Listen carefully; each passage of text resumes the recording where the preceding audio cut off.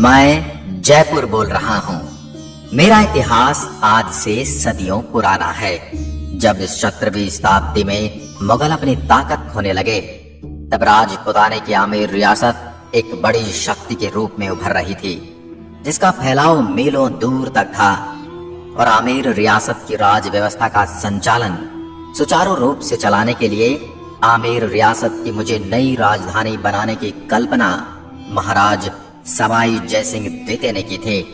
मेरी स्थापना विद्याधर भट्टाचार्य नामक एक बंगाली ब्राह्मण ने की थी, जिन्होंने मुझे 9 चौकियों में बसाया था। इसमें मेरे 2 खंड राजमहल तथा वैद्यशाला के लिए रखे गए थे।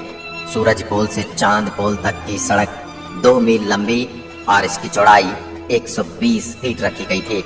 महाराज सवाई जयसिंह द्वितीय, जो कि कछवाह वंश के शासक थे और एक पराक्रमी राजा के साथ साथ एक विद्वान और एक ज्योतिषज्ञ भी थे, इन्होंने ही राजस्थान में सर्वप्रथम सती प्रथा को रोकने का प्रयास किया और विधवा विवाह को बढ़ावा दिया।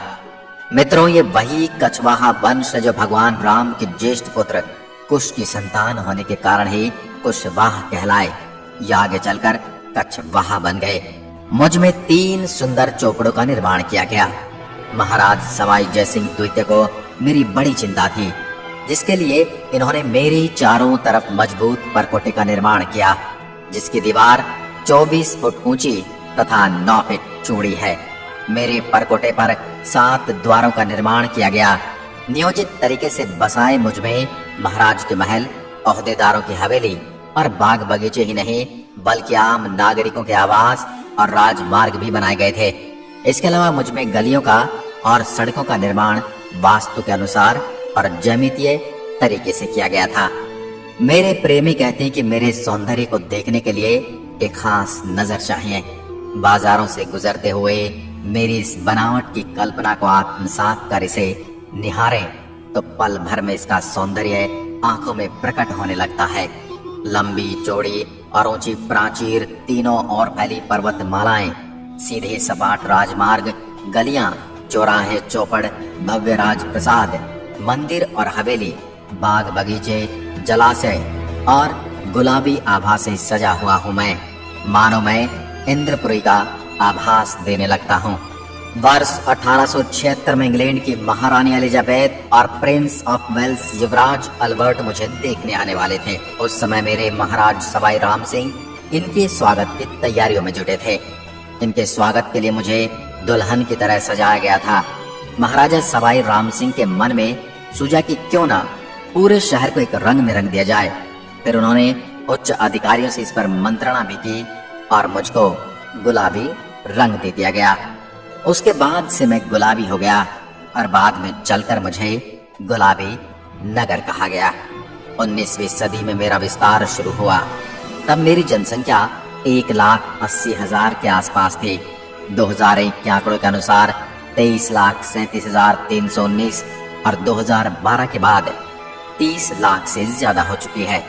मेरे मुख्य उद्योगों में धातु, संगमरमर, वस्त्र छपाई, हस्तकला, रत्नमय आभूषण का आयात निर्यात तथा पर्यटन उद्योग शामिल हैं। इसलिए मुझे भारत का पेरिस भी कहा जाता है। मैं 11,117 वर्ग किलोमीटर तक फैला हुआ हूँ। मुझ में बसने वाले लोगों में से 75% लोग साक्षर हैं तथा ये अपनी आजीविका चलाने के लिए नौकरी पेशे एवं उद्योग धंधों में काम करते हैं। मेरे यहाँ का ब्लू पॉटरी व्यवसाय विश्व स्तर पर प्रसिद्ध है। आंखों को लुभाने वाले इस पॉटरी को बनाने के लिए बेसाल्ट एवं कोबाल्ट से बनी हुई डाई का इस्तेमाल किया जाता है, जिसमें क्वार्ट्ज के स्टोन पाउडर को मुल्तानी मिट्टी और दूसरी चीजों के साथ मिलाकर इसे मार्केट में चल रही मांग के अनुसार बनाया जाता है। इस डिजाइन को बनाने के लिए मुख्य तौर पर रंगों का इस्तेमाल करके मटकों, छोटे जारों, मिट्टी की बनी हुई प्लेटों इत्यादि पर नक्काशियां की जाती हैं। मेरे अंदर मुख्य रूप से गेहूं, मक्का, ज्वार, बाजरा, सरसों एवं चना की खेती की जाती है। अगर आप मेरी सैर करना चाहते हैं तो दिल्ली से मेरी दूरी सड़क मार्ग से 280 किलोमीटर है। अगर आप वायु मार्ग या रेल मार्ग से आना चाहते हैं तो भी आप आसानी से मुझ तक पहुंच सकते हैं। मैं भारत के टूरिस्ट सर्किट गोल्ड ट्रायंगल का हिस्सा भी हूँ। इस गोल्डन ट्रायंगल में दिल्ली, आगरा और मैं भी आता हूँ। अगर आप कभी भारत का नक्शा देखें